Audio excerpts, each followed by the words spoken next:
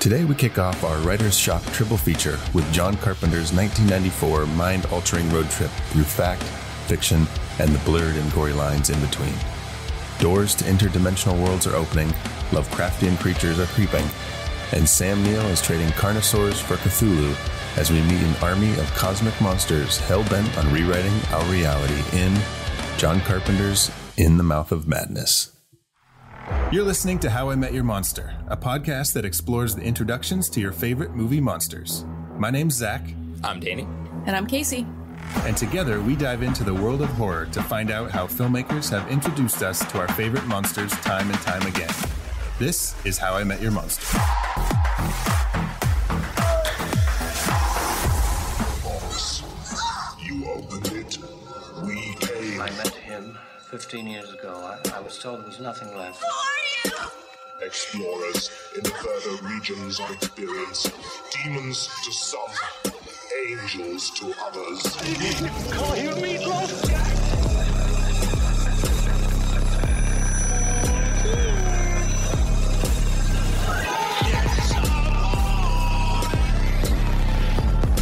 Surprise, Sydney.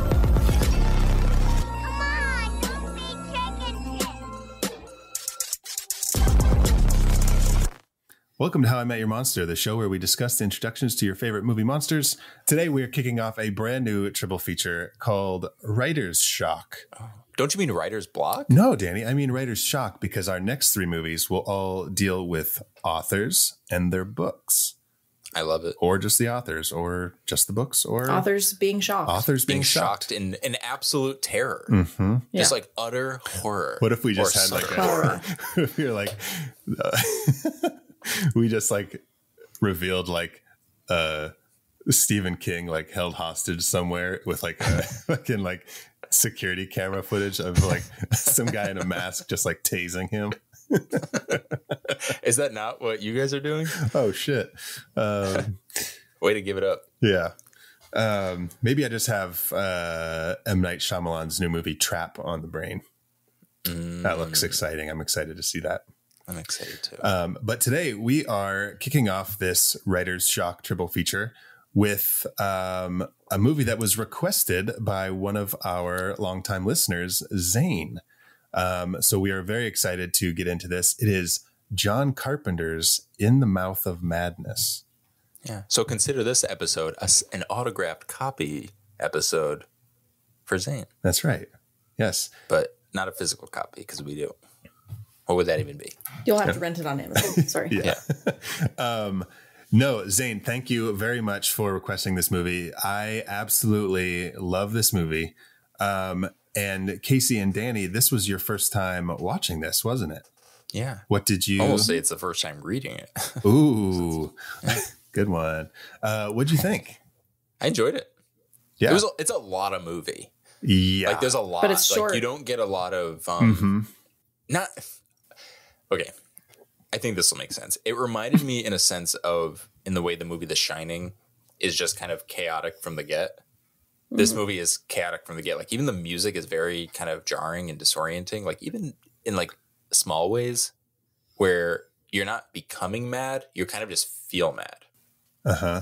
I love the opening, like the rock song that plays at the opening and the closing credits. So it's so good. Yeah, you're like becoming mad. Yeah. Mm-hmm. Yeah. But you also are like, it's like right from the get-go though. It's like, there's like these little moments, I guess, that are sneaking in, making you feel a little crazy. Mm-hmm. So I enjoyed it. Yeah. Okay. That wasn't a fault, by the way. I just an observation. Sure. Just the way like Sutter Cane's novels make people go mad. John Carpenter's Look at that movie about Sutter Cane's novels making people go mad is making people go mad. Yeah. Oh my God. This is so meta. Sorry, Scream came out in 1996. This is the meta commentary on horror that we've all been looking for. And it's from the director of Halloween. Are you kidding me? Mm-hmm. Yep. We're not kidding. Casey, what did you think? I was kidding. JK. Or was I? I liked it. Oh, okay. That's Casey's New York Times book review for Sutter Cane's novels. I liked it. I liked it. And people are like, that's good enough for me. I liked it. But because of the chaos that said chaos, it was hard for me to pay attention to, but that's not necessarily a problem with movies. I'm discovering that's a problem within myself. No, that's not a problem. No, you just it is. absorb it in your own unique way. No, I don't absorb it. That's the problem.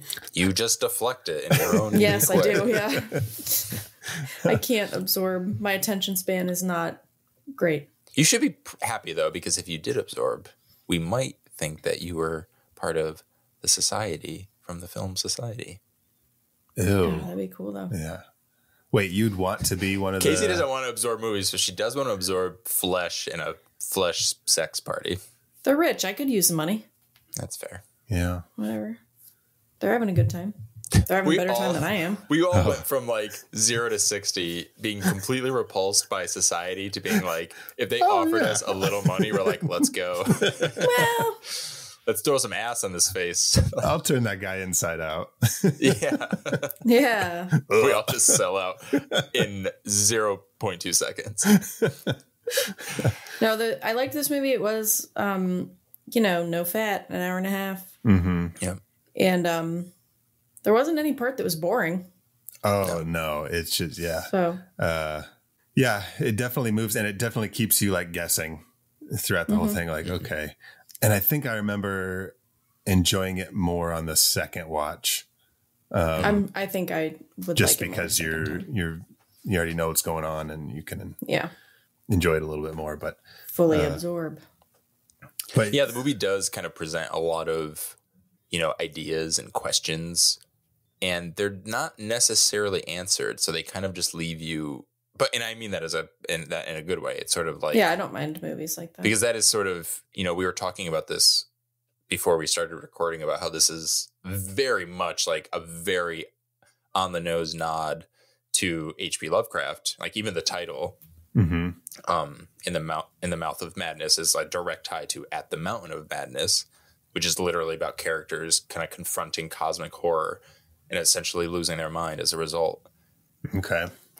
But I like how they kind of leave you with that, but spoiler alert, by the end of the movie, where you're sort of, they present you with all of that. And then it's like, but what does that mean? There's so many questions, they talk a lot about like existence and, humanity and what is beyond humanity.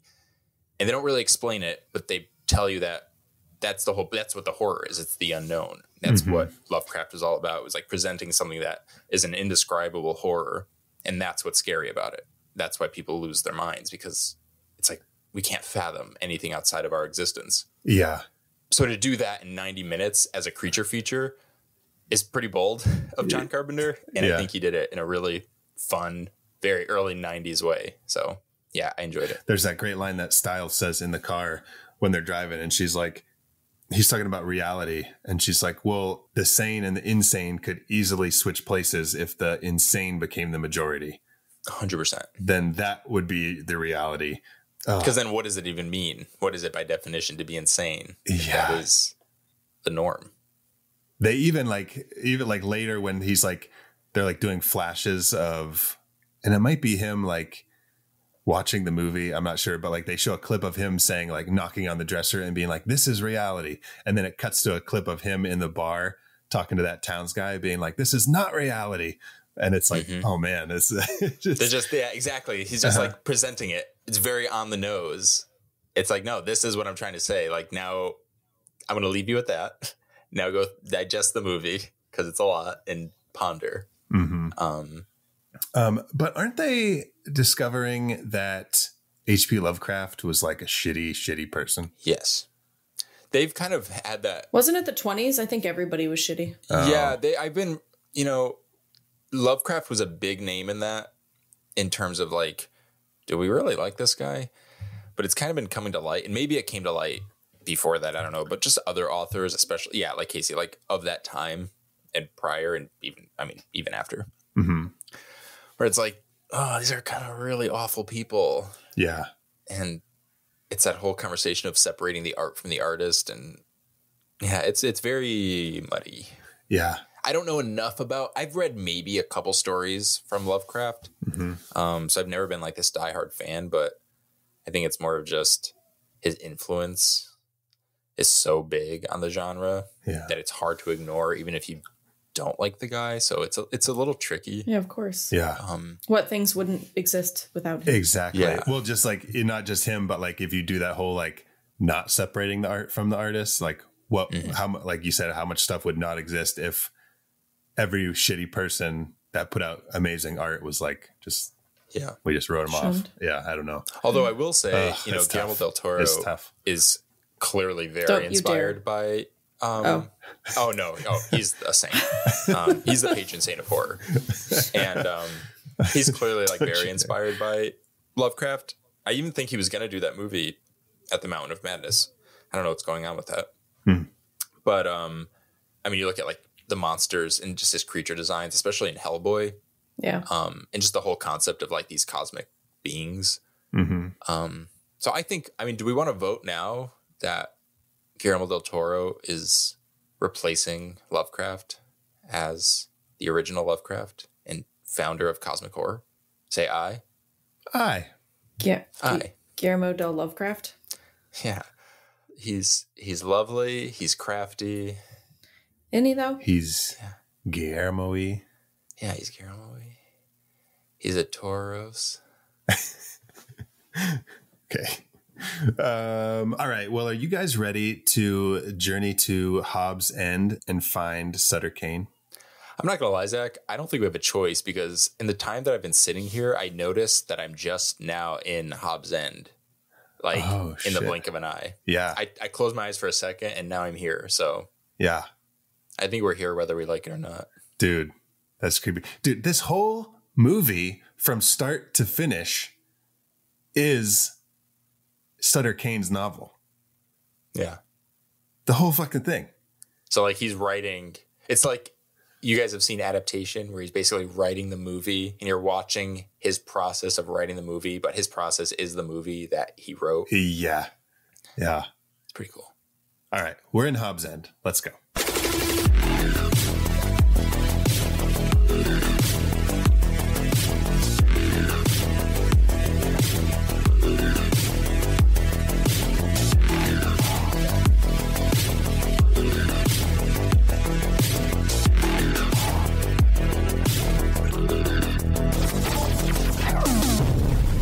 I just want to point out, I was going to say this reminded me of very much of like a Nightmare on Elm Street movie where it's like, am I in a dream? Am I not in a dream? Or Nightmare. But this was 94, same year as Wes Craven's New Nightmare. So interesting that these two iconic horror directors put out these very similar, like thematically, I guess. Yeah.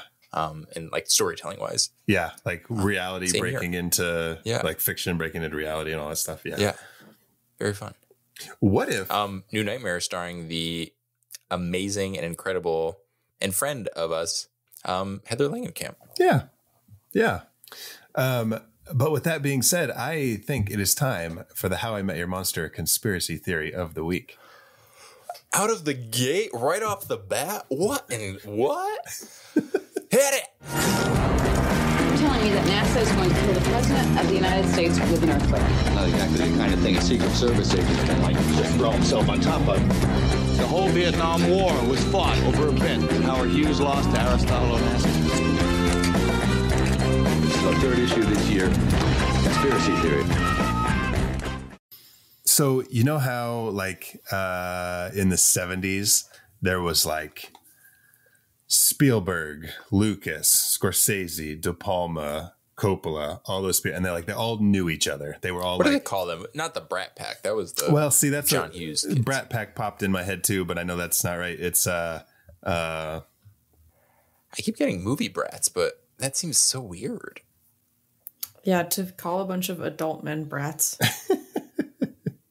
Yeah, I'm getting movie brats. Okay, anyways, I'm so sorry. I thought that was going to be quick. Yeah, me I got too. movie brats. Okay. I'm not going to call them that. Let's call them the little beautiful movie angels that we love. Yeah. That's the new So they were all like, they all had like a thing. They all knew each other. They all like kind of came up in the studio ranks together and like kind of rewrote the way things were done. I think maybe people like John Carpenter, Wes Craven, maybe Tobe Hooper, Romero. Yeah. Maybe they all had like a secret society, right? and they all kind of, no, here's what it is. It's not all of it. It's just Wes Craven and John Carpenter. They like morph. They're like one being. And then they separate. Well, what's funny and that's why, is, oh my God, in Scream, she says, Tatum is like, Sid, you're starting to sound like some Wes Carpenter flick. Oh my! So they literally God. come to life and are personified in Scream, which is the quintessential meta horror movie. Which is 2 years after this when they morphed. Yep. Which was inspired. Scream 94. was inspired by Michael Myers, which was written and directed, co-written and directed by John Carpenter. Oh my God, they are one person. They're like, they've been saying the quiet part out loud, you know, like they are telling us what it is, and we just, you know, yep. It was almost too clever. They're like that can't be reality. They can't exist like that. But like, actually, what is reality? Or can they? Exactly. Mm-hmm. It's perfect that in our writer's shock triple feature, where reading between the lines of horror film. Yep.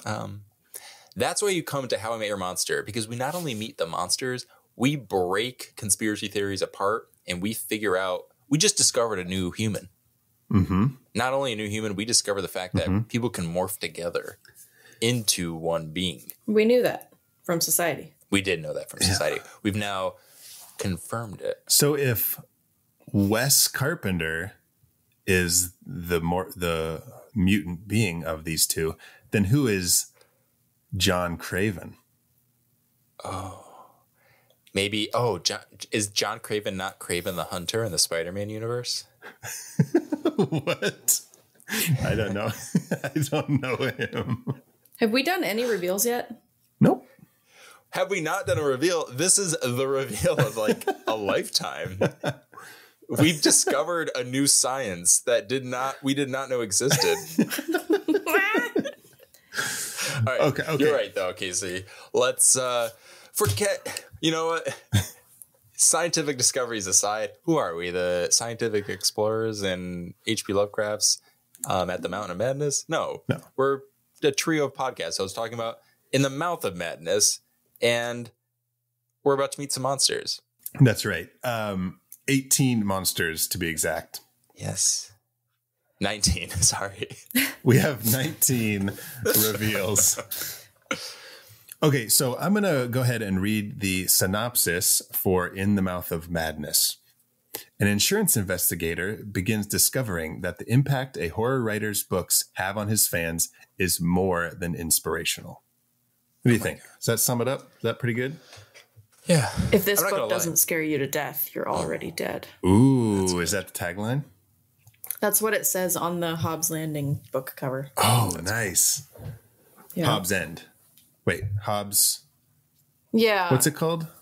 Hobbs and Shaw's End. Oh, the book is called Hobbs End Horror. Hobbs and Shaw. Marketing team is doing a bang up job. Love it. I'm in. I'd read it. Speaking of taglines and book covers and all that stuff, the poster for this movie is fucking awesome. With the book and the thing. Yeah, like his face coming out of the book with all this stuff. Okay, but we start off with our protagonist, John Trent, getting put into an insane asylum.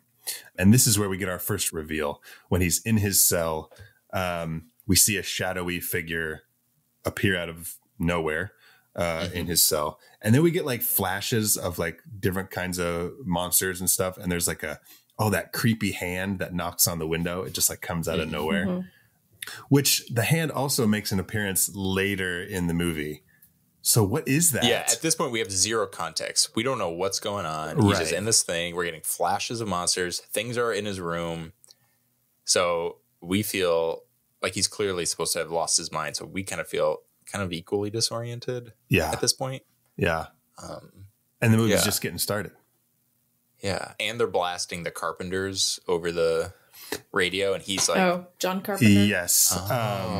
We've only just begun. The Carpenter, which is very cool because like we've only just begun. So it's like, here is this movie. Like you're about to go on a ride. Like this is going to be a trip, even though it's the end. Ooh, yeah.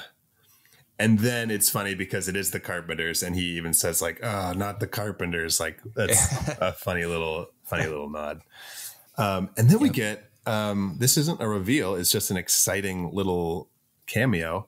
David Warner, yes, as our psychiatrist guy. We've had him in a couple movies so far: Scream 2 and Ice Cream Man. Mm-hmm. But yeah, we love David Warner on this. On this here podcast. That's right. Not a monster. That's right. No, not a monster, just a cool little cameo. Yeah. Trent is now telling David Warner's character about like how he got in the cell in the first place. And we find out he's an insurance investigator who kind of like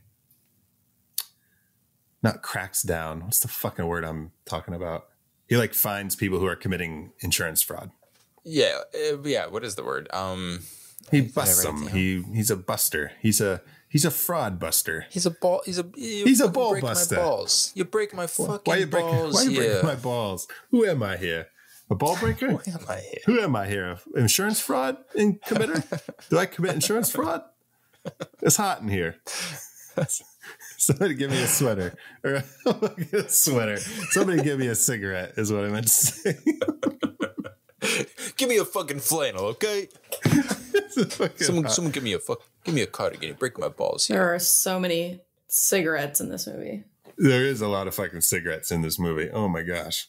No, but my next reveal comes in the form of, we don't know it at the time, but it's Sutter Cane's agent. Sutter Cane is this Stephen King-esque person in the world of this movie, who is just like the top selling horror writer of all time, and people go nuts over his books, and better than Stephen King, literally go nuts. And he's missing, and so John Trent, played by Sam Neill, is hired to find Sutter Cane and find out if all this is a insurance scam. But before he can do that, a man attacks him with an axe at the diner, smashes right through the window. And that's our second reveal, who turns out to be Sutter Cane's literary agent. Yep. And did you notice his eyes? Yeah, he had like goat eyes.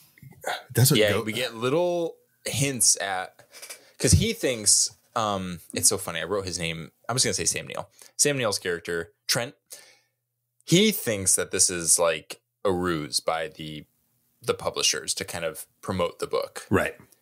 So the authors disappeared. All this crazy stuff is happening. But this is kind of, we're getting like the second reveal is kind of like our first real clear hint that he's wrong, because not only is he physically attacked, the guy gets shot and killed. And like you said, he has these like we're getting like just little hints at these kind of, and I wouldn't call it a transformation yet, but these like, he's little, would you call it a deformation? Like something wrong with his eye to kind of show that it isn't quite human. Like he had like double eyes, like his eyes. Yeah. He had two eyeballs. It looked like a goat eye. Yeah, that's what goat eyes look like. They're like, the pupil is like longer, like long in the center. Mm-hmm. Okay. You know what I mean? Yeah, it had like two. And like his were kind of, his had started to split apart. Yeah. And so the pupil looked longer. I guess. Yeah. That's what I saw. Yeah, it was creepy. But he's still not convinced. He's like, I feel like it's fake. Yeah. And he is. Really quick. I was just going to point out, this is actually really important as a character trait, because this whole movie, like we had mentioned earlier, is a lot about kind of the real horror is the fact that reality is being distorted. Mm-hmm. And his whole kind of like him as a character is someone who is so grounded in reality and not necessarily being like a nihilist, but he just kind of just doesn't care. He's like, that's humanity. This is who we are. Like, there's really nothing else to it. Yeah. So his whole journey is kind of confronting that's actually not the case. Yeah. Yeah. What does he say one time? He's like, the faster we're all off this planet, like the better. Yeah. Or something. Yeah. Yeah. So he's like the perfect kind of character to go on this journey. Mm-hmm.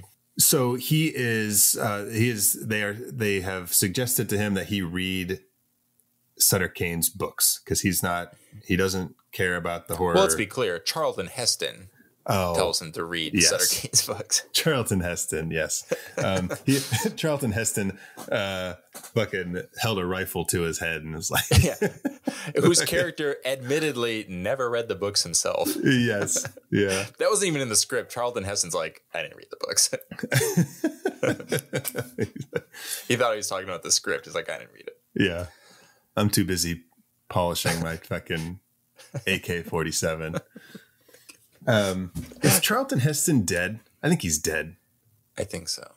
I hope he's dead. God. Oh my God. What'd they do to you? I think the last thing he was in was the Michael Moore documentary, Bowling for Columbine. Oh, was he in that? No, I'm not wishing death on him, but I mean, he's like the head of the NRA and he's just a fucking asshole. Oh, I don't know anything about him. Oh, we should probably point out that Sutter Cane's book has an effect on his less stable readers. Mm-hmm. So they talk about memory loss, disorientation, paranoia, which I thought was also really interesting that we do have this character, just to kind of round that out with Trent, that he is this very grounded character on the surface. And yet the fact that he is taken by it, the book, so easily shows that he actually isn't stable. So he kind of is conflicted within himself too. So he's kind of lying to himself. So it kind of shows how he does struggle with, he has this perception of the world. He has this perception of himself and he can't even accept the reality of it. And in this case, like, the cosmic horror is disorienting, but it is still a reality. It's just not a reality we're familiar with. And that's the scary part. So yeah, I was just kind of doubling down on it. It's a cool way to kind of bring us through this story with a character like that. Yeah, absolutely. And so he's got to read these books, and in doing so, he starts, like you said, he starts seeing like these weird things that are reality, but he's not buying into it yet. Oh man, it's so hard to describe this movie because it's all like, it's all written and it like changes. Yeah. Oh my God. It reminded me a lot. I know we talked about Nightmare, but especially, I think it's Dream Child. That one I remember was the trippiest, where you're like, oh, we're in a dream. Oh, wait, no. It's like you can't, it's so almost impossible to kind of like connect to it. And the movie does it in a way that's, it's like these movies are supposed to do that. But it's so like, what, where are we? Because it keeps looping. Yes, that's the great way to put it. It's looping. And it's like in, God, is it Dream Child or Dream Master? What did you say? Which one is the one? Dream Child, I remember being very loopy. Is that the one with the bike, the motorcycle? Yeah. Right? Uh-huh. For some reason, I remember Dream Child especially being very, like, almost to the point where when I had rewatched it and it wasn't as bad as I remembered in terms of like throwing me off. But I just remember Dream Child being very crazy. Yeah. But I guess Dream Master does do that too, because what's the one where she's running around the diner and she runs around and she keeps running out and she keeps meeting Dan at the truck and he's like, what's going on? She's like, yeah, he's got so-and-so or whatever. And then they go off and then. Yes. That one I think almost was easier to comprehend over Dream Child. The loopy one where they're going in the diner. That's Dream Master. That's Master. Yeah. Yeah. But that one at least does it in a way where you're like, okay, I get it. I get that we're looping. Where I remember Dream Child, you would just be like watching scenes. You're like, no, it's a dream. You're like, oh, no, that was a dream. Oh, no, we're dreaming. Wait, what? Is this even real? I don't understand the point of this movie now. Then there's like the baby and all that stuff. Mm-hmm. Funny enough, it's the kid from Jurassic Park who Sam Neill pretends to gut with the raptor talon claw. And that kid's name is John Wes Carpenter. Wes Carpenter. Or John Craven. No, that was John Craven. Okay, so he starts to see these visions, and this brings us to our third reveal, which is where he's walking down the street and he sees the cop beating up somebody in the alley. He looks kind of like a pig. Like, he does. His face it was almost like a Night of the Demons makeup kind of just like like stooge. It's like stooge, That reminded me of that too. Which is funny because he kind of is a stooge in this movie. Mm-hmm. And then you get like some people all coming into the alley, and they've got like messed up faces, and they all have axes, and the literary agent who was killed is there again, and they all kind of stab him with the axe. And John wakes up again, and this time the fucking cop is sitting, the pig-faced cop is sitting next to him on the couch. And that was like a Stir of Echoes moment where it's like, totally. Oh shit. Like it scared me. Oh my God. Mm-hmm. That was good. So that whole sequence is kind of like our third reveal. We'll call that the alley reveal. Yeah. Trent is going deeper and deeper. Reality and unreality are kind of blending. The lines are blurring. Dreams are life. Life are dreams. Cravens are Carpenters. Johns are Wes's. Yep. What if Wes Craven, much like Harrison Ford, was a carpenter? And what if John Carpenter, much like Garfield, was craving some lasagna? I couldn't think of any other person or character that wants something. No. Well, why would you? Because you're already on this. You're on the right track. That's right. That wants something. Yeah. You think that Garfield wanting lasagna is the only character who's ever desired a thing in his life? Yeah. When I think of like wants and needs, I think of Garfield and that lasagna. For sure. So what was the exact finish your theory? That's it. That makes sense. That's it. That was a good one. That makes sense. Okay, Garfield. Lasagna. Our next reveal is Doc Brown on the bicycle. Doc Brown. Oh, yeah. Yeah. So Trent and Linda, they basically joined forces, and they're like, let's go find this son of a bitch, aka Sutter Cane. And they go to, that's right. He basically figures out that all of his book covers create a map. Yeah. Mm-hmm. There's this red like line that kind of connects all of them. So he cuts them up, figures it out. Is it of New Hampshire? Mm-hmm. New Hampshire, yeah. Mm-hmm. And then Linda and Trent go on a road trip. And this road trip ends up being sort of like this weird, trippy journey into like a different reality, unbeknownst to them at the time. Headed to Hobbs End. Mm-hmm. Yeah. Trying to find it. Yeah. So yeah, that's the fourth reveal is the bike rider. There's like lines in movies that like you use throughout your everyday life.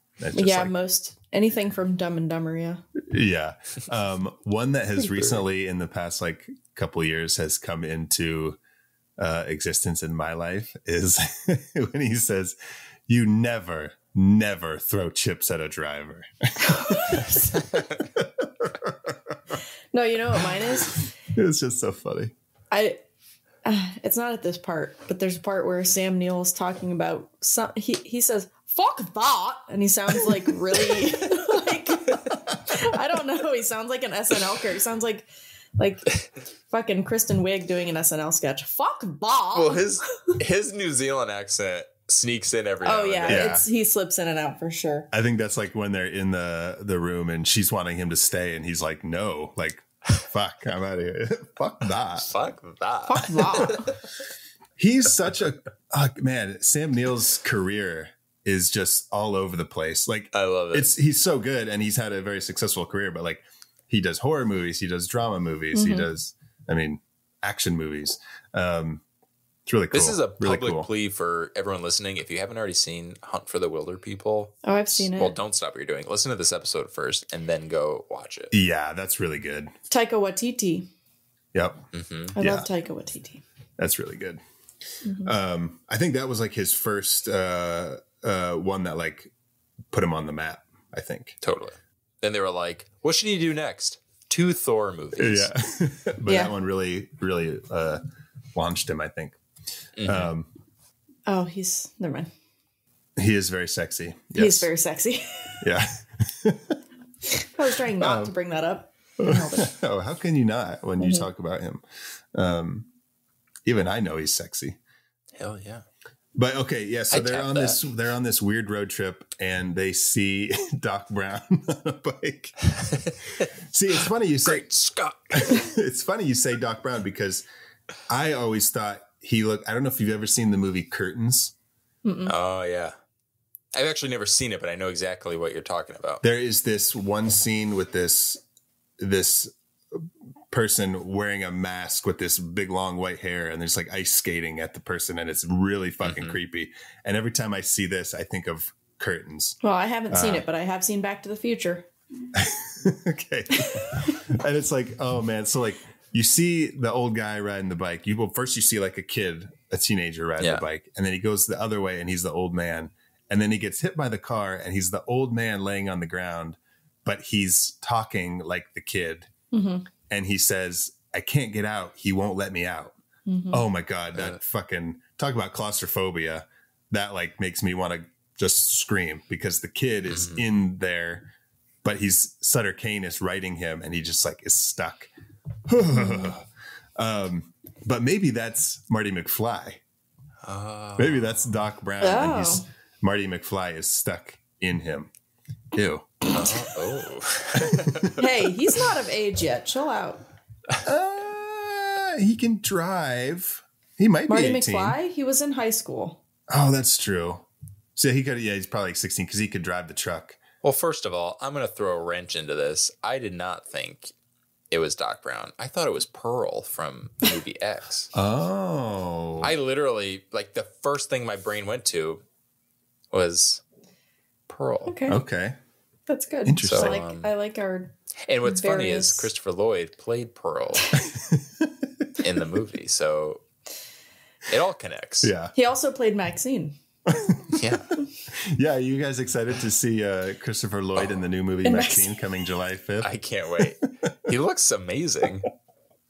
Like, actually, you know, when you're watching a trailer and you're like, oh my God, that's Christopher Lloyd. He kind of reminds me of Mia Goth. It's like when Tilda Swinton played that dude in, was it in Suspiria remake? And like, you can't even tell it's her. Oh, she's a fucking, she can shapeshift though. Yeah. Oh, I love her so much. She's wild. Have we already done this is so stupid. Guys, you need to fire me. This is the dumbest thing in the world. Stupid. We've done this joke, right? Where it was like an Italian goth. Mia Goth. I don't think we have. No, we didn't. But now I gotta hear it. Just Mia Goth. Like, it's a Mia Mario. It's a Mia Goth. Why do you have to wear all that makeup? Mia Goth.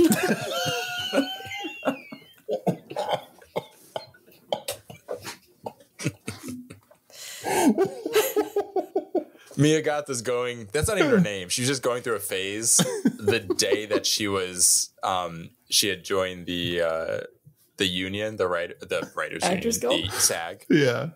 Yeah.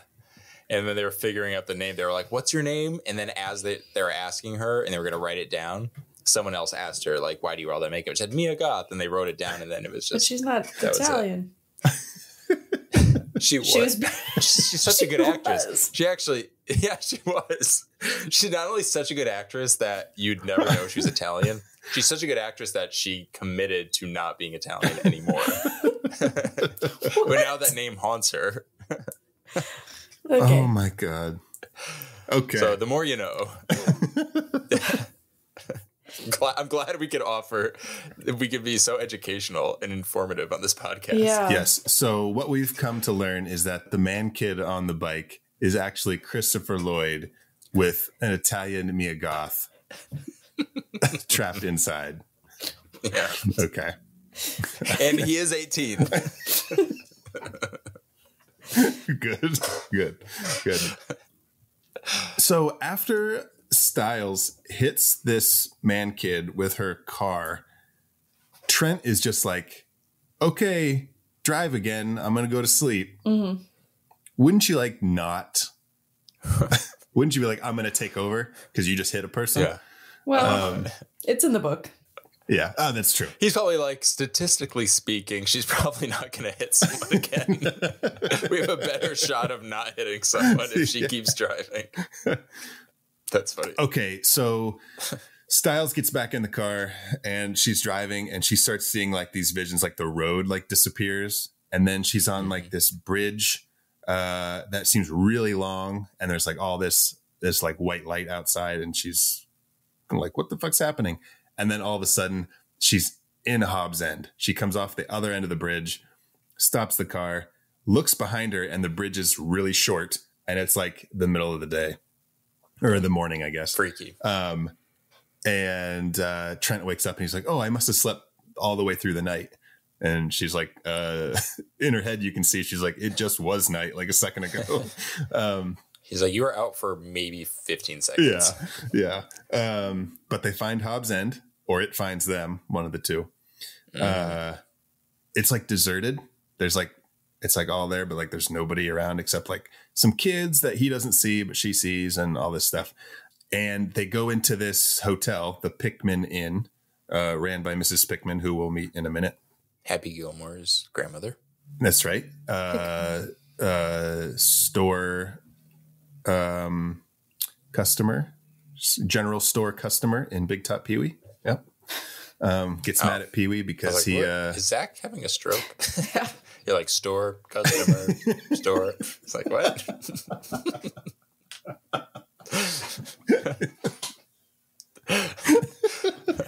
As I'm like, I have my phone, I'm like calling 911 about to send. Store customer Like, football. he's just saying words now.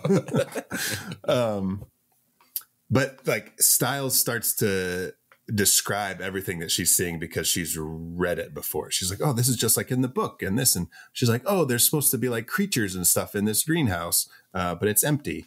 So that's weird. And they go inside and she's like, oh, there should be a painting behind me. And he's like, yep. And then we meet Mrs. Pickman, who is the innkeeper.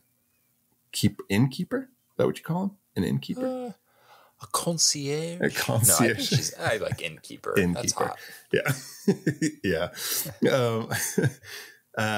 And so this is where he's like, this isn't reality. And she's like, how would I know all these things about this? And he's like, well, if I look out this window, there should be a church. And then she opens the window and there's not a church. And she's like, you read it wrong. It's out this window.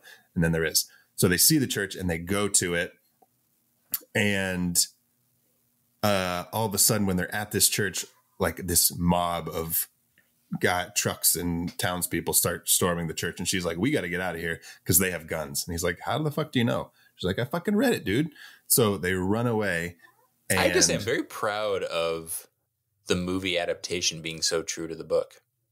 Everything she's reading is in the movie. It's like, wow, they did a really good job for that. Yeah, most people get mad. They're not close enough. Yeah, that's right. Really well. They did a really good job. That would have been a cool line if they reached somewhere. She's like, this isn't in the book. Like, this isn't a new scene or something. Yeah.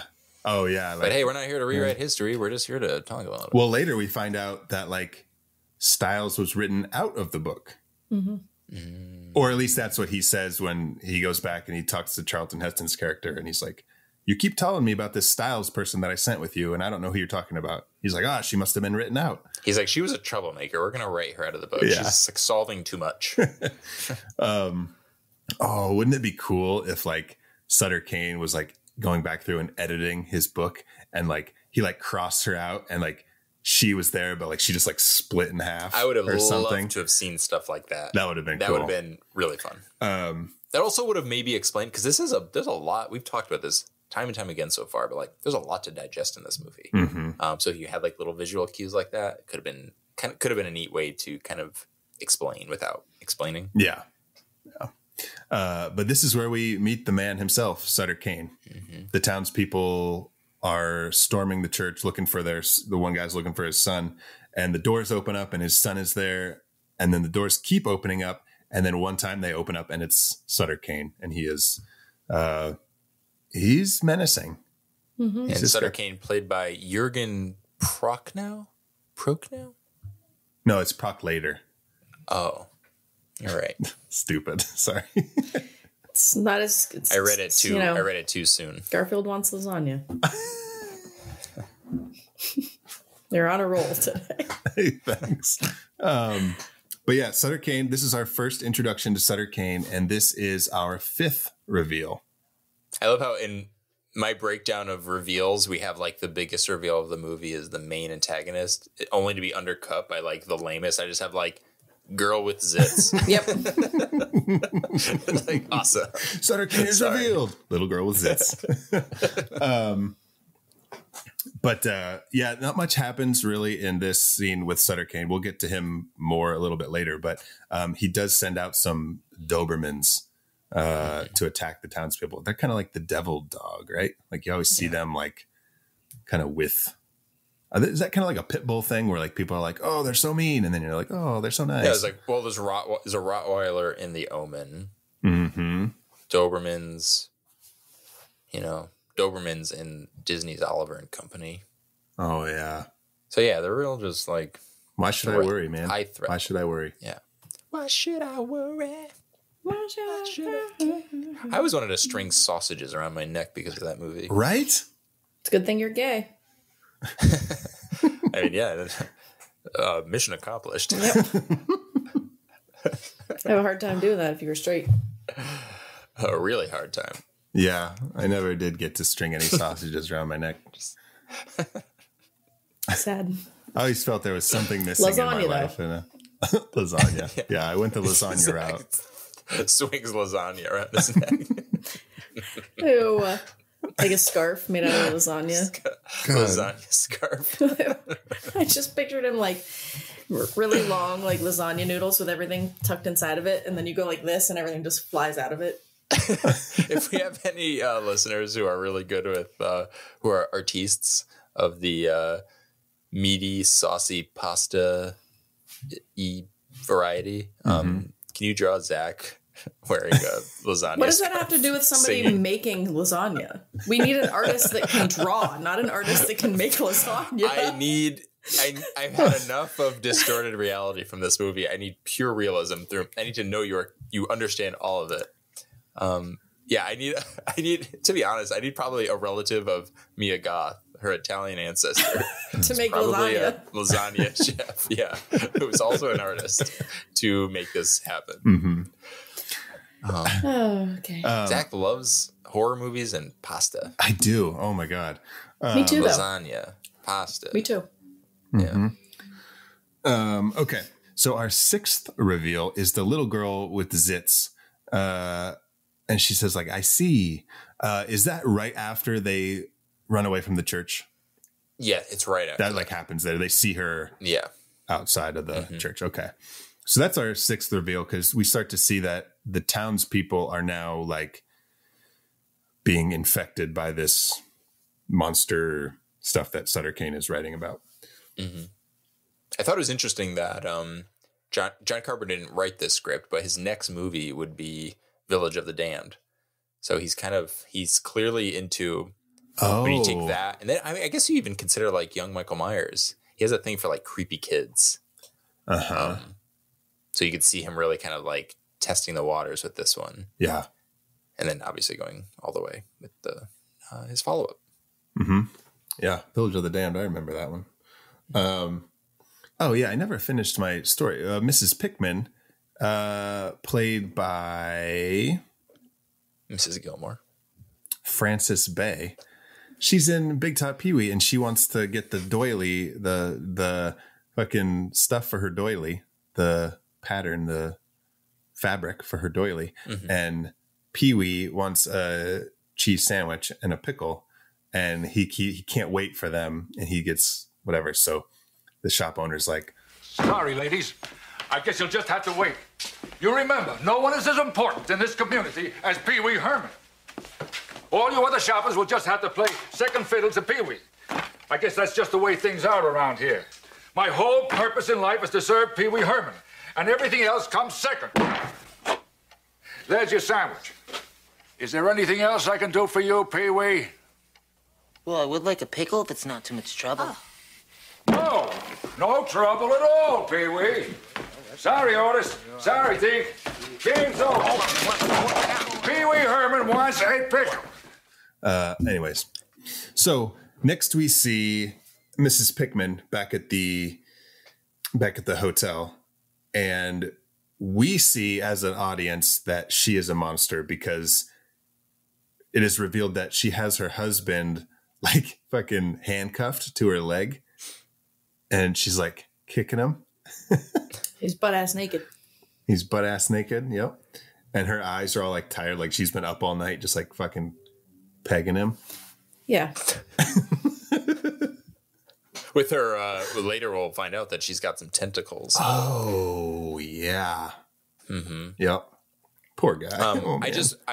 I do want to just point out that this comes right after we find out that Trent and Linda decide that in order to figure out a way out of here, they need to read the book. So they're really they're now beyond the point that this is a stunt. They believe it. They're in it. Well, he doesn't figure out what's going on. He doesn't? No, like the whole time. Because like even like later when it's like nighttime, right. He's in the bar and he's like talking to the town's guy and he's like, you guys are really good. Like the lady at the hotel. Because she even admits that this actually technically did start as a stunt. Yeah. But then it obviously got out of hand, or took didn't on a get life out of of hand, its but own. there was a reality behind it. Mm-hmm. Yeah, we get a consecutive reveal right after we find out that Happy Gilmore's grandmother has her naked husband handcuffed. And it's actually Linda having another interaction with the creepy kids in the town.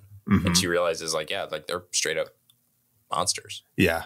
Again, it's like the teeth and like their faces are all like, they're still normal kid faces, but like little features are like changed. Like, yeah, it's fucked up.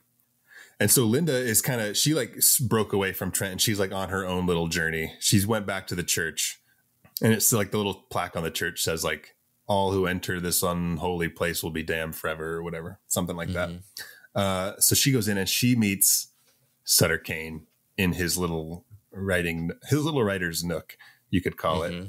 And this is where we get that hand again that like comes back from over the door and either shuts the door or grabs her or something. But it's like, the fuck is that? The fuck is that? It's creepy. But Cane, in our 9th monster reveal, forces Linda to look at his new book, In the Mouth of Madness.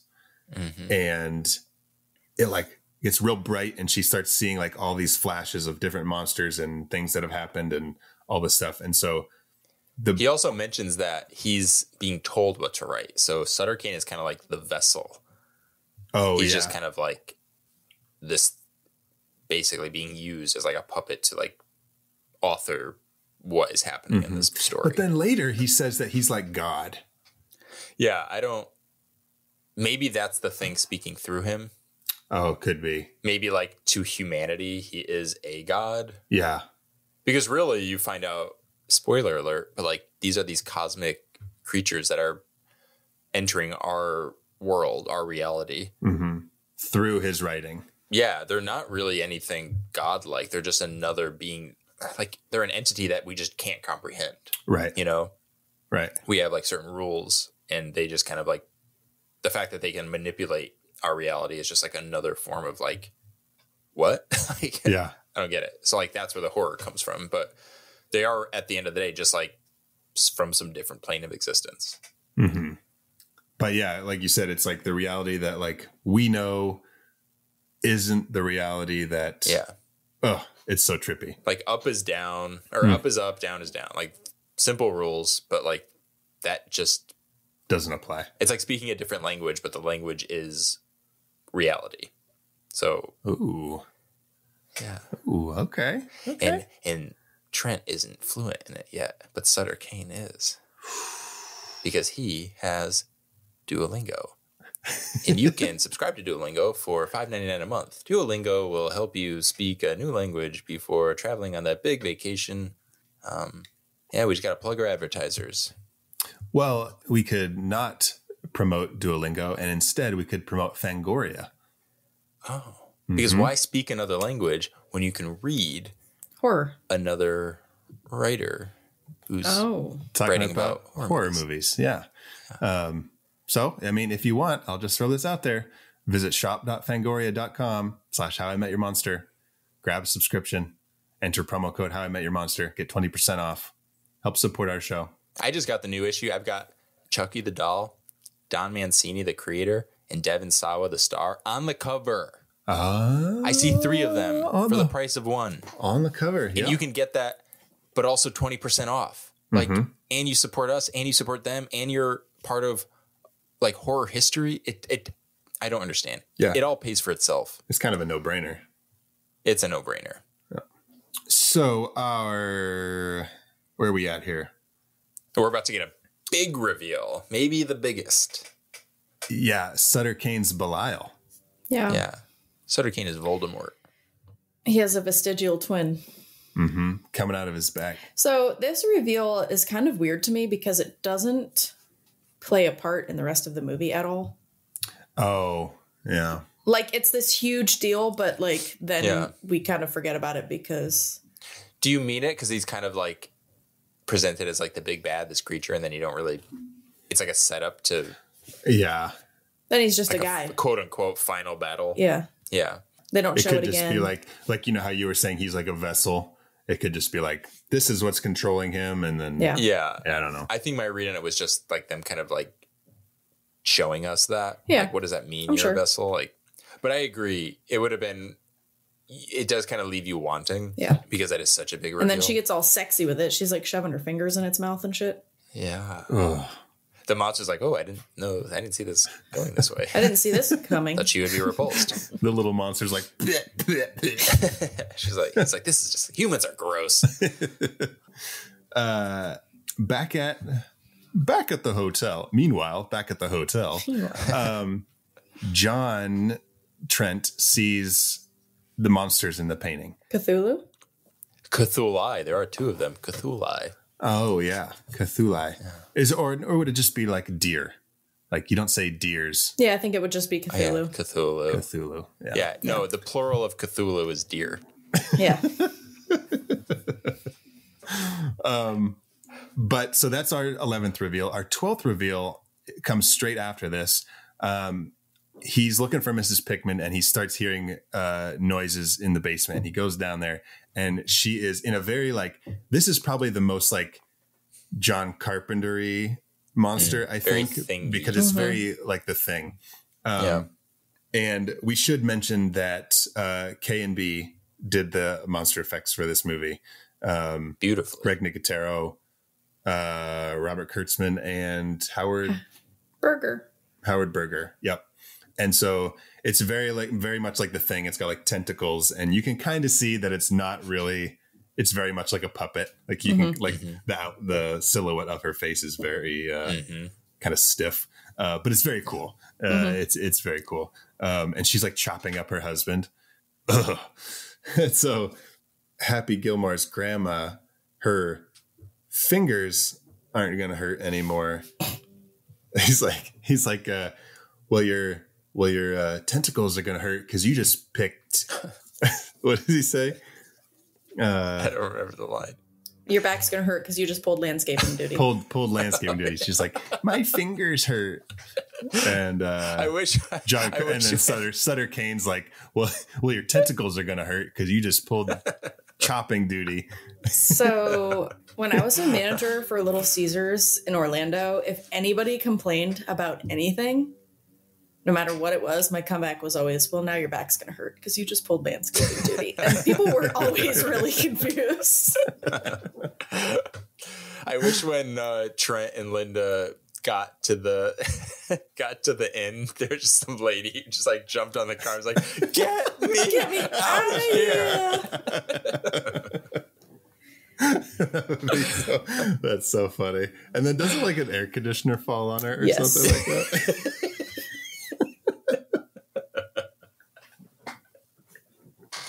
That Mr. Lady.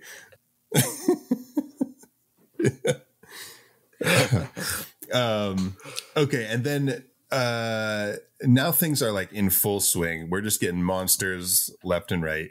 Now that Linda has seen the book, she's starting to change. And in our 13th reveal, Trent sees that Linda, John sees that Linda, Trent sees that Styles, whatever. John sees that Linda is fucking call 911. I'm having another fucking stroke. John sees that Linda is like all, it's kind of like faculty, is like squiggly little, totally very little tentacles. And then it just like kind of sucks them back in. And then she comes out and she's like, stay with me. She's like, what? Yeah. What? What? I didn't. So there are no tentacles. Linda is now a monster. And John's like, I'm out of here. He runs away, gets in the car, and then he sees this monster in the greenhouse outside of the inn. And most likely that is Linda, who is fully transformed into a monster. Which is funny because she mentions that earlier about a monster in the greenhouse. So it's like finding out that she was that thing that she was referencing. Yeah. Oh man, trippy. That is trippy. It's like everything is just like a loop. It like all comes back to even like the whole fucking movie. Oh my god. So he takes off and he brings us to our 14th reveal, which is the mob of people in the streets who are all kind of deformed a little bit. In the street. Yep. Yeah, there is one musical number in this scene that kind of comes out of nowhere, but. And there is a lot of like looping here because he'll like leave. He turns around, he leaves, he drives back. I think I forgot about the townsperson, the guy in the bar. He kills himself. Who he's like, you need to get out of here before this monster like affects you. And he has this great line where he's about to shoot himself. And Trent's like, no, don't. And he's like, I don't have a choice. I was written this way. And then he pulls the trigger. Oh my God. Kind of takes the kid on the bike thing to a different level. Yeah. Where that you see that they're not only trapped, but like their fates are kind of written, literally. Yep. Yeah, a lot of weird stuff leads up to our 15th reveal. We have the guy kills himself. Linda and John start punching each other. Linda eats the car keys. The mob attacks them. And then, monster reveal number 15, John finally sees Linda turning into a monster. Yeah. Which is funny because this is also another like faculty-esque kind of, I wonder if like the faculty took some inspiration from this because like, do you remember in that one where the teacher's head is like crawling around with all the legs? Like, oh yeah, totally. It kind of looks like that's going to happen she like pokes her head around outside of the car door and like you can see it's like lower. And then when she walks out, she's like crab walking. But that was kind of faculty-esque as well. Yeah, I wonder if there's something. So Kevin Williamson wrote The Faculty, directed by Robert Rodriguez, is essentially based on Invasion of the Body Snatchers, but for teenagers. Yep. And Kevin Williamson wrote Scream, who worked with Wes Craven, who is part of John Carpenter physically. Yeah, who is John Carpenter. They are. So there you go. That's the connection. Dude, we did it. The horror community is more intertwined than you would like to believe. God, we cracked it. I can't believe it. Mm-hmm. Surprised we're not just talking about this discovery. But we have a podcast to do, and that's how committed we are. That's right. And so here is where John finally meets Sutter Cane. Yeah, this is a big moment. This is like hero meets villain. Yeah, this is reveal number 16. John is in a confessional booth. And I don't really remember what they talk about. What is it? Just more of like, well, Cane calls out John for always trying to rationalize things. He's like, you're looking for the con. But the whole point of the story is that it's about accepting the impossible. Like everything is irrational. That's the point. And Trent is just having such a tough time coming to terms with that. So that's kind of like their beef, their conversation. Okay.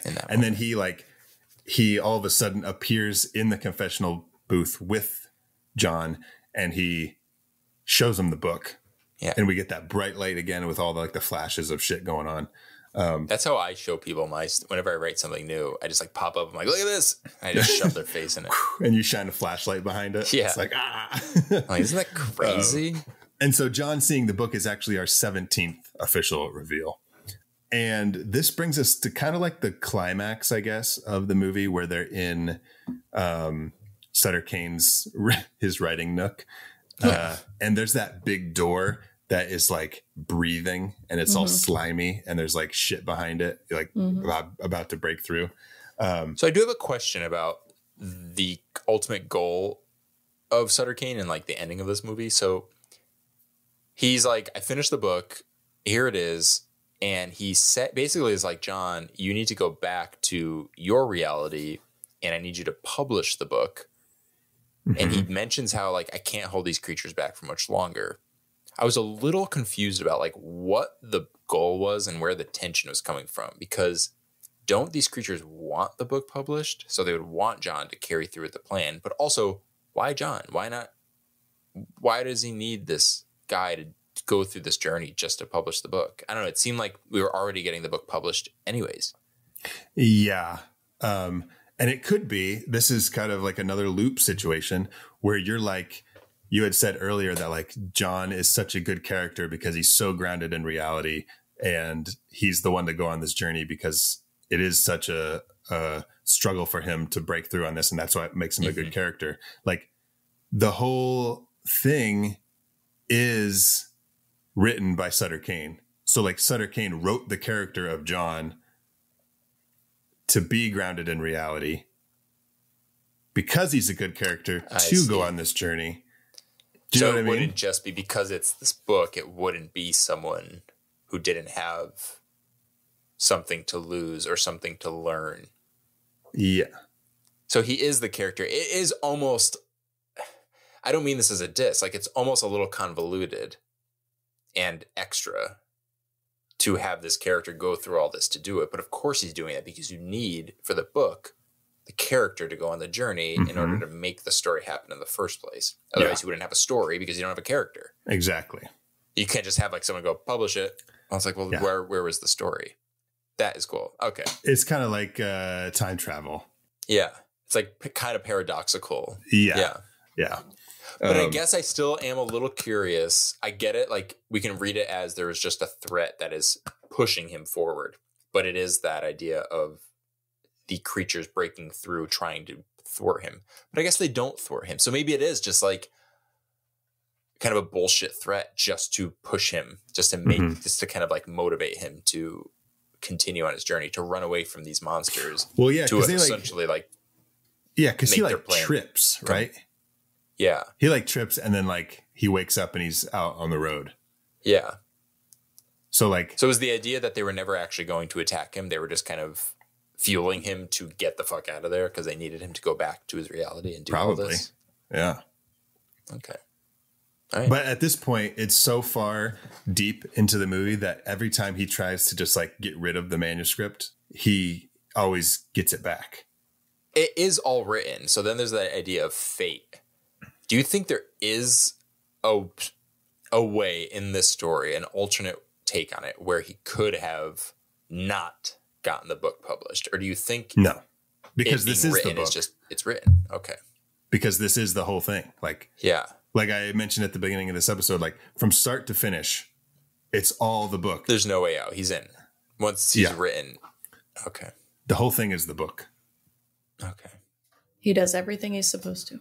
Yeah. There's no way out because he is being written by Sutter Cane. Like he is, like you said, it would be paradoxical if like he didn't exist before this movie started in any kind of reality. You know what even I mean? Him like, doubting it all was all written by Sutter Cane. Yeah, exactly. Interesting.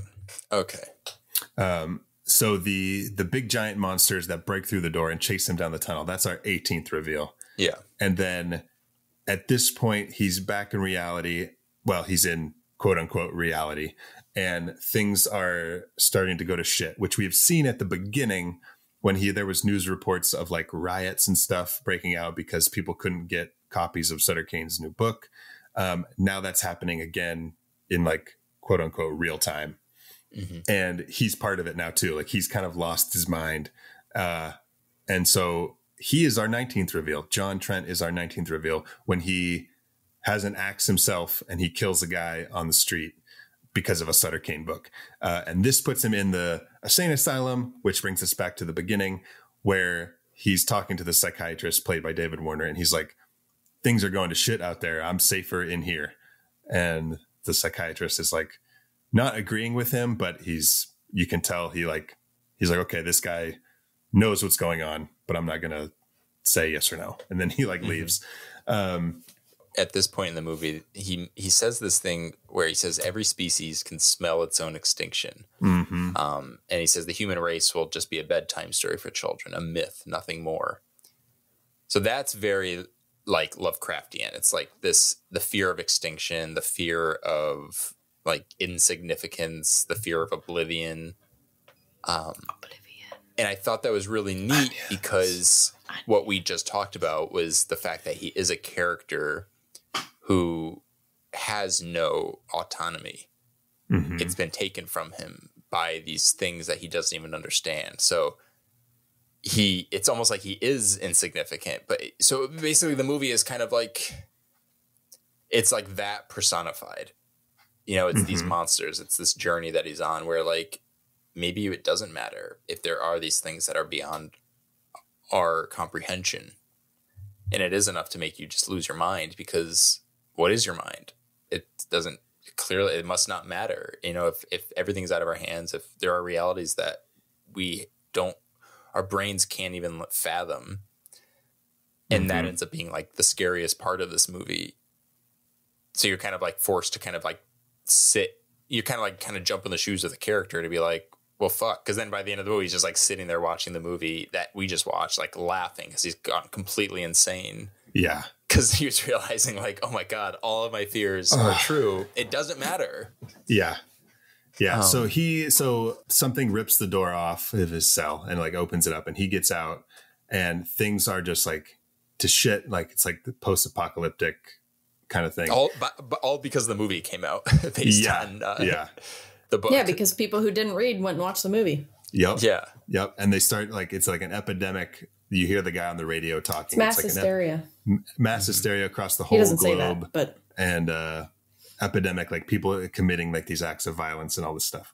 And he goes into the movie theater and he sits down, and you see the movie from the beginning where we saw that he's watching, and you get this awesome nugget of a performance from Sam Neill where he's laughing and then like crying kind of like at the same time. He's just like, he's gone, like you said, he's lost his mind. He's gone insane. And then that fucking rock music comes back in again. And it's so fucking good. I love it so much. I would love to see I wish there was like a In the Mouth of Madness film festival where it's just this movie on loop in the background. It's just like it is like once he starts watching it, and then the movie that he's watching starts, and then it just goes to the opening credits. Yeah. They cut out like the ending credits and like his laugh, and it just like loops. Mm-hmm. Oh man, that would be fun. That's just like true. 24 hours of that. Oh yeah. That's In the Mouth of Madness. Talk about fucking madness. That movie is fucking wild. Yep. Oh wait, we do have one more. We have an honorable mention. And it is, that's of course, right. The director, Wes Carpenter. Wes Carpenter, aka John Craven. Yeah. Who directed the movie. You can see his name on the poster of the movie we just watched that he's about to watch. That is this movie. Yeah. So cool. So nice honorable mention to John Carpenter, the John Carpenter, to wrap up In the Mouth of Madness. Well, now let's talk about our favorite reveals in John Carpenter's In the Mouth of Madness.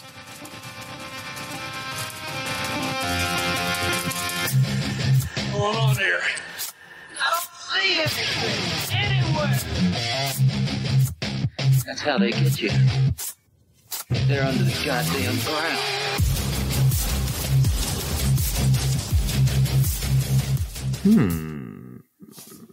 Is my favorite reveal. Yeah, I kind of have two, but I think I have one. So I had written two. The first one being, I had Happy Gilmore's grandmother. Okay. Her reveal like in that form because it's just cool. But I think the one I'm going to go for officially is the ending of Trent realizing that the movie based on the book is the movie we just watched.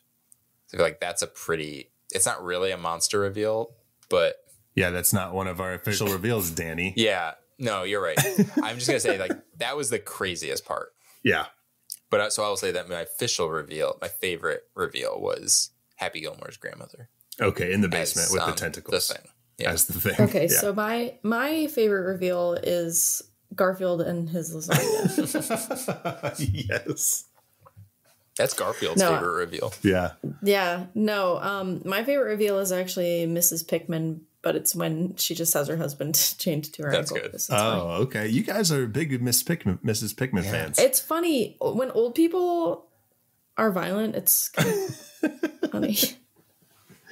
Well, it's going to be funny because my reveal is going to turn out that none of us have Sutter Cane as a official favorite reveal in the movie, where Sutter Cane is he was a little underwhelming. The author never gets enough credit. That's right. That's right. This has been a commentary on that. My favorite reveal, and a little, we'll put that knife in and we'll twist it a little bit, because my favorite reveal is Sutter Cane's literary agent. Oh, son of a... He's like, are you kidding me? He's like, it's Sutter Cane's literary agent. Oh, fuck. No, when he breaks through the window with that axe and he says that great line that you hear throughout the movie. It's like, do you read Sutter Cane? And it's just like became like the kind of like the tagline of the movie, and it's so good. And I remember, and it might be a nostalgia thing, because I remember seeing this trailer a lot as a kid, and that was like a big part of it, is like he breaks through the window with the axe. And he almost kind of reminds me of Tom Noonan in Last Action Hero, where he's like, he's got the axe and the big trench coat and all that stuff. So that I'm going to go with that's my favorite, is Sutter Cane's literary agent. Yeah, it's Tom Noonan. All right. Well, now it's time for a segment that we like to call The Real Monster. Run, run, run as fast as you can. You can't catch me. I'm the gingerbread man. You're a monster. I'm not the monster here. You are. You and the rest of that fairy tale trash poisoning my perfect world. Now tell me, where are the others? Eat me! I've got two. Okay. One is a real monster that we have visited time and time again. Consumerism. Okay. Consumerism. All the people who were rioting over not getting Sutter Cane's newest novel and hurting people and all this stuff. And my second monster reveal is police brutality. Oh, that's funny. I was going to mention that. Yeah. Yeah, they even earlier, before the beating in the alley, those two cops kill the literary agent in that scene. Yeah. But I was just wondering, like, is that actually grounds for, like, murder? Like, for killing a guy if he hasn't actually hurt anyone yet? If he's going after somebody with something that could kill them, yeah. Well, I mean, I don't think, and I don't know the laws of the police, down to the sentence, but I don't think they're supposed to kill anybody. They're supposed to like stop them. That's what I'm saying. Like, subdue them instead of just. If a man is going after another man and he has an axe in his hand and could very well hit him in the head and kill him, yes, a cop can shoot him and kill him. I always thought you could just stop him by shooting him in the foot. Danny, you've just seen Lethal Weapon too many times. You need to listen to more true crime, because these people aren't fragile like that. Yeah. People aren't going to go down. If a man wants to kill another man with an axe and he gets shot in the foot, he's not going to stop. But if you can't walk. But that wouldn't necessarily stop somebody from walking. And like shoot him. If you're running after a man with an axe in your hand, you will have adrenaline pumping through your body, and you might not even know that you fucking get shot. But like unload his leg, like if you're gonna shoot all those bullets, just Danny, sure. But I didn't say that. I know you want to unload in his leg. I know that. I just want to unload all on but that also, leg. the guy that was getting beaten by the cop in the street was spray painting. Yeah. That's Casey's like, that's when police brutality is okay. No, I said that's when it's not. Yeah, that's when it's the monster. Yep. That's when it's bad. Okay, what do you guys got? He wasn't hurting anybody. My real monster is smokers, but not just like smokers in general. I mean, it is gross. Sorry, guys. But when you're a smoker that's like super inconsiderate of the fact that people don't smoke, you're just lighting up everywhere. Yeah. Yeah, in the office, in the hotel, everywhere. Yeah, it's funny because there's not a lot of smokers around where I live. There's not a lot of smokers anymore, period. That's true, and I love it. They all died of lung cancer. Yeah. But I just started going back to the gym, so, I'm like, trying to be health conscious, and I'm, you come back from the gym, you've done some cardio, you're like, your breathing's already a little weathered. And I'm like, and we have the San Francisco hill, so I'm like, I'm like hoofing it up this hill, and I'm like, oh my God, I'm just like feeling healthy.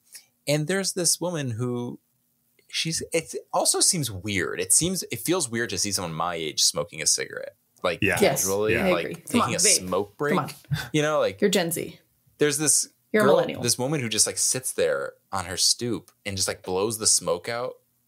And I'm just like, listen, do whatever you want. I don't care, but I'm walking by you. Like, just don't. Yeah. Just stop for a second. Second. Yeah. But hey, I had to.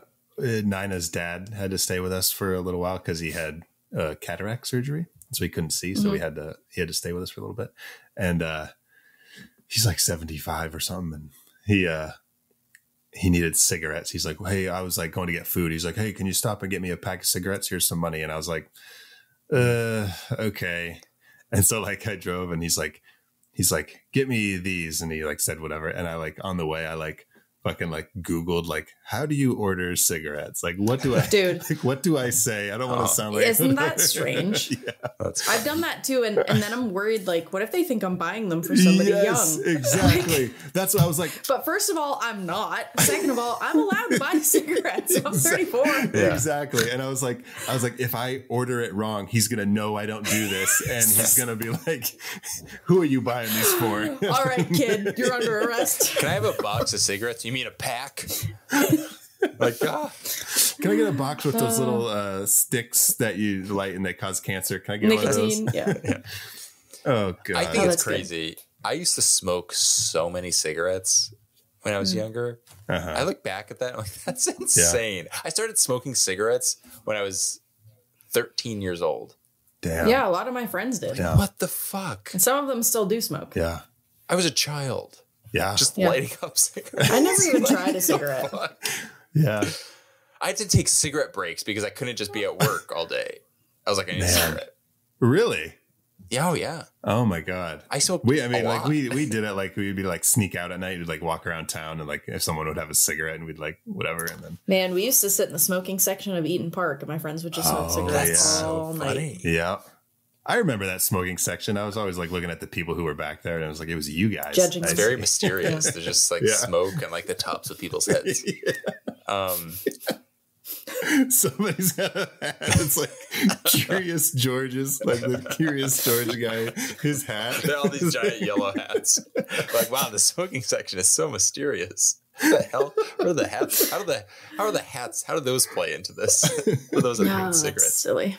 Anyways. Danny, who's your real monster? I have two. People who wake people up from naps. When Linda's trying to nap and he not only wakes her up but uses a horn. Why does he have like a white horn, like a clown horn? I can't. It's bad, but like I remember one time when I was doing my internship for the wildlife refuge, this girl fell asleep in the passenger seat, and I may or may not have slammed on the brakes and screamed just to see what she would do. Well, that's funny. That's at least funny. No, but this kind of ties into my second real monster, and it's people who drive without music or any kind of like audio. Okay. Because what's annoying, and I'm just now realizing this, he wouldn't probably have felt compelled. He probably wanted company, so maybe he wouldn't have felt compelled to annoy her and wake her up if he was just like distracted by something else. So I don't know. It's annoying. Definitely have had days after work, like when I used to work second shift in restaurants and stuff. Like driving home where I just didn't want to hear. Yeah. That I think is different. That is like, well, yeah, the context is important. If you're like coming down, but like, I don't know, something kind of creepy about it. Maybe it's each their own. Maybe I'm being too judgmental, but the idea of just like sitting there, like when I'm in an Uber and there's no music and I'm like, yeah. Well, I also think he was kind of into her a little bit.